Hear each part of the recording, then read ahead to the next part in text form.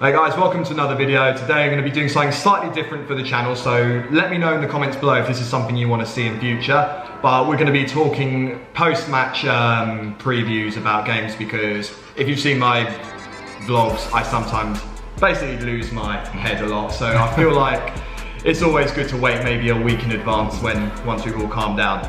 This is TapInTobs, also just known as Tobes from TapInFootball. His links will be in the description below. We're also going to be doing some work in the future with some Spurs related podcasting, which hopefully will be ready soon, so do check that out and give that channel a follow. Links will all be in the description below. We have lost against Bayern Munich and we have lost against Brighton. Two very humiliating defeats. Massive. You know, I remember hearing the Brighton fans singing "We Want 7." It felt like it was even worse than the 7-2. Where we're gonna just sort of try and break this down really. Where do you think the problem lies with this current form that we're going through at the moment? It's difficult because we actually have so many issues now, so it's hard to pinpoint which one is the most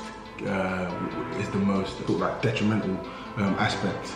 And I feel like we have to, like you said, we have to break it down. So in terms of our attack, we're no longer playing a formation that services our best player. Harry Kane's been our best player for the best part. In fact, since he burst onto the scene in our club, and Pochettino gave him that run of games in Europe, then he went into the Premier League.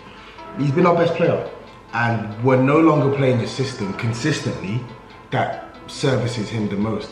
We're seeing now that he's had a lot of injuries over the years, ankle injuries, and maybe that's affected his intensity off the ball with regards to aggressively pressing. He can still get up and he can still get around the pitch. He works his socks off. You look at games like Southampton, you look at games like Leicester away, even you look at games like Olympiacos. The guy moves, he gets himself around the pitch. But maybe in terms of him leading the press from the front, it's not as effective as it was before, but he's still good at everything else. And now all of a sudden it's like we're using him as a playmaker when this guy has been our top goal scorer for how many years? It doesn't make any sense to me, so that's one problem. The second problem is we have so many players who are out of form. Eriksen out of form. Son Heung-min, I love him, but he's been up and down this season. Jan Vertonghen out of form. Alderweireld declining, out of form. Danny Rose declining, out of form. Kyle Walker-Peters up and down. Aurier up and down. Ndombele, he started off shaky, but he's coming to his own past couple of games. But even then, defensively, he's still suspect. So there's so many issues. And then the third issue, you've got players who want to leave. Yeah. You got players who want to leave, like Eriksen. His contract is up next summer. You got Vertonghen's contract up next summer. Alderweireld's contract up next summer. And then you got the manager who's making all these comments in the summer about how he doesn't run transfers, and he at times not shutting down the press when they were linking him with other jobs as well. Just saying suicidal comments that is going to come back on you. But as I said, it's all of this snowballed into this massive mini catastrophe that you're seeing right now. So yeah, I see what your point is with Harry Kane, because like you said, the man moves around a lot. In my opinion, however, I think Kane is gifted more as essentially a world-class goal scorer. He's got the whole technique, he's the full package when it comes to slotting that goal in. He needs the service around him, and I think the service has gone under a decline at the moment. He was partnered up with some very consistent wingers.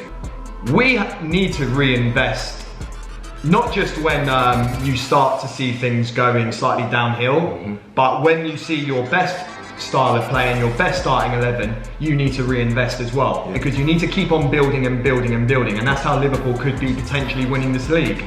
Last 2 seasons, Liverpool have had made absolute fantastic signings. Yes, they've been spending money, but it's about how you spend your money, and they've been doing it to pinpoint correction and perfection.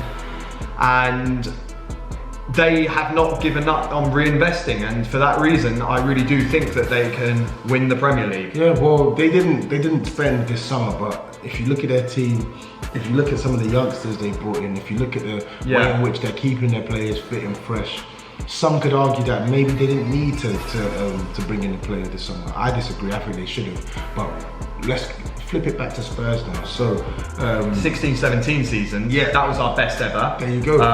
We reinvested by signing, who was it? Sanchez, Aurea, Foyth, Llorente. Yeah. Poor sign. It looked poor on the surface, especially with Llorente. And we lost Carl Walker. Yeah, we lost Carl Walker in the process of it. It wasn't, for me, it wasn't a poor window, because we signed Mora in January that season as well. Yeah. It wasn't a poor. It wasn't. They weren't poor transfers, but Sanchez was a really good transfer. I think Foyth was a good transfer as well. But it's just similar to the 16-17 season at the start with Spurs. And I love Daniel Levy. Anyone knows me. I love Daniel Levy. I've loved what he's done for the club. But at times we are too reactive. We're too reactive. We're never proactive. That season, 15-16 season, when it was us and Leicester fighting for the title, and we were the butt of everyone's joke. Oh yeah, finished third in a 2-horse race, blah blah blah. You should have taken the onus upon yourself to bolster this team properly, to go again and get a team ready to actually attack this league. Who did we go out and sign? Wanyama was a good sign, but we signed Janssen and we signed Sissoko. Sissoko, who's come good for us now, but it took a while for him to kick in. He was poor for the first two seasons. 3 players who the manager totally wanted, all 3 players who played a starring contribution in them winning the title. And that's like with Spurs, it's like we never seize the initiative, and that's what really annoys me. Like we're too reactive. It's always reacting to something instead of, oh, we're putting this in place because we think that if we put this in place, then in 6 or 7 months' time we'll receive dividends. Instead, it's us going, this player is going, so I guess we've got to buy someone. Oh, this player is going, I guess we've got to buy someone. And that's my gripe with Daniel Levy. When the onus has been there for us to go out and snatch that glory that we've been trying to fight for over the years, the investment just hasn't been there. That you have made in regards to the recent signings that we've made. I don't think that these signings are top quality to our standards, where we can try and build from our Champions League final loss. You don't think so? And not really? Well, let me finish. I mean overall. Okay. Overall. Like, we signed Ndombele. Absolute great signing, but it isn't enough. Had we signed Paulo Dybala, then I think maybe that would have just been the icing on the cake to have made an overall perfect one. Instead, we did nothing throughout that transfer window after we signed Ndombele until last game of the season. And it wasn't enough signings made. Like, realistically, you know, we should have gone for at least a minimum of 5, which is a lot to ask, but 5 signings, including someone to fill out a right back to replace Trippier, which we didn't do. And now we're in this predicament where we are going to be in a situation where we will have to basically compromise. Do we put Aurea there and risk going down to 10 men? Or do we put an inexperienced Carl Walker-Peters, who might have a good game or two if he can continue a good form? Or do we put Sissoko there? There's 3 players, scrambling for right back that we don't know. Foyth plays there for Argentina. He played there, I think, against Germany. Until his injury comes back, and then maybe, until he recovers from his injury, and then maybe. We used to be one of the youngest teams in the Premier League, and up until now, we are now basically from the average age of under 23, I think, as first team players, the average age is now 27. That's how much it's deteriorated for us, and this is why we need to reinvest really badly for it. And my phone keeps on going off. It's alright. Yeah, nice. And you make a good point there, because we were ranked 16th in terms of the youngest squads in the Premier League. Wow. And bear in mind, the previous probably, let's say initially in the early years of Poch's career, we were either first, second or third, but we were always in the top 3 for at least a good 3 seasons. And now you look in our team, you have Sissoko, who's 30 or over, Alderweireld 30 or over, Jan Vertonghen over 30, Lloris over 30. That's 4 players in our team over 30. Regularly, usually we don't tend to keep on players over that age group. Obviously last year we had Llorente over 30 as well. Danny Rose 29 hitting 30. Yeah. Who else is there? I'm trying to remember. In midfield as well. Yeah, I think that's pretty much it. But generally, pretty much, yeah. Even Lamella as well, 28 years old. I think he's 28 years old. Eriksen's going to be 28 years old as well. So it's not a young team anymore.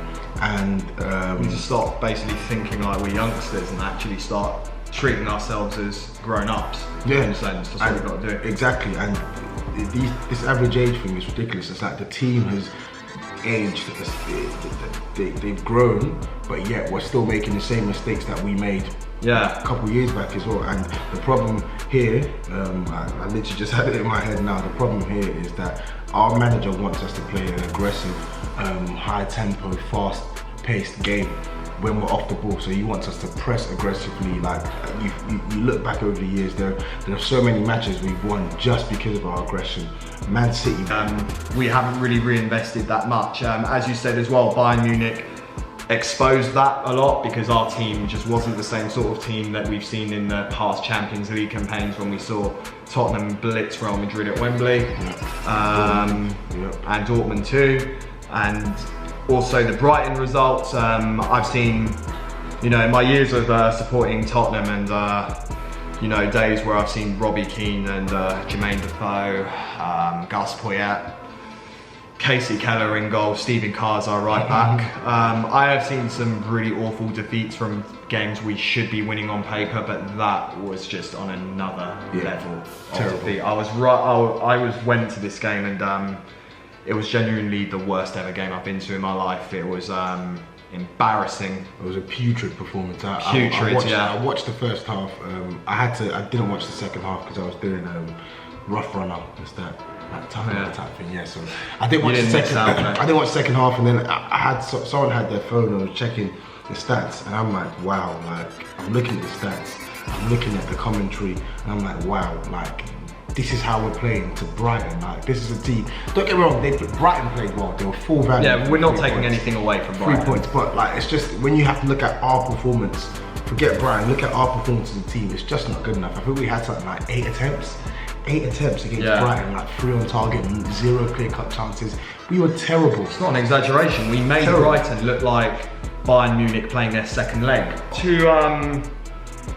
I'm not happy with the way things are, but end of the day, you know, I would never pledge my support to a manager over a club. But at the same time, this is a manager that I have never seen with any other manager in the club, in my lifetime that is. And I feel like chances are deserved but the only thing I'm worried about is that the longer we get hold of it, we keep hold of him, then the longer we might have this sense, as rivals would say to us, that we are overachieving. Enough is enough, and we've got to basically try, well, winning something is going to be our last thing that we're thinking about right now, because right now we want to try and make sure we don't get any closer to relegation zone. And this is why Watford is coming up. I think Watford's a good opportunity to try and get a win and 3 points. Exercise some demons. The thing is, if we lose to Brighton like that, at the same time, I don't feel 100% confident against Watford. Yeah, because no matter the game now, it's like something is happening that will just flip the game on its head for us. And you're right. You're going into matches now as a Spurs fan. You're thinking, are we going to win here? Are we going to lose here? Are we going to get battered here? Like there's no area of confidence. We were undefeated in our last ever season at the Lane, and now we aren't even sure if we're going to get a result against sides like Newcastle and Southampton.